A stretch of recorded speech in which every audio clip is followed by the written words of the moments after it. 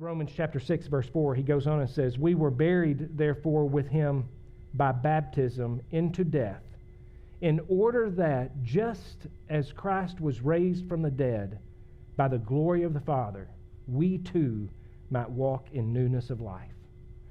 My past redemption, Christ died, was buried, and rose again.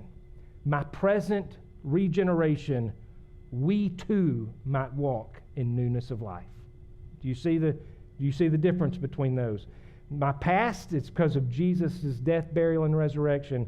My present, I'm going to walk. Because of that, I can now walk in newness of life. So not only did Jesus die for me, but what Paul is saying is, when Jesus died for me, in a very literal sense, in a very real sense, I died with him. His death had my name on it. And if you're a follower of Jesus, listen, his death had your name on it. He died as my substitute. He died for me, and I died with him, and the debt of my sin was paid by Jesus Christ. And now, when he rose and came out of that grave, he brought me up with him out of that grave. He brought me with him, and I am raised to walk in a new life. And you see, what that just simply says is that the old Jason died, and the old Jason has been buried with Christ. The old Jason. And so, do you know what your baptism was? It was a funeral.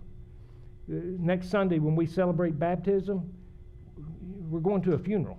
That's what it. There's a symbolic meaning there. It's a funeral, and you're saying goodbye to the old Jason, or whatever your name is. Who, if you're being baptized, the old you is dead. You're saying goodbye to that old person. Goodbye to that old way. The old Jason is dead, buried with Christ, and it's a funeral. And the only mourner at this funeral is the devil. That's it. That's the only one who's mourning. It's the only one who's upset at this funeral. It's the devil. The only mourner there is him. He hates to see the old Jason die.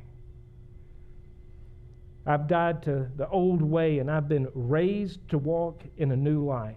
And what does baptism picture? It pictures my past redemption, but it also pictures my present regeneration.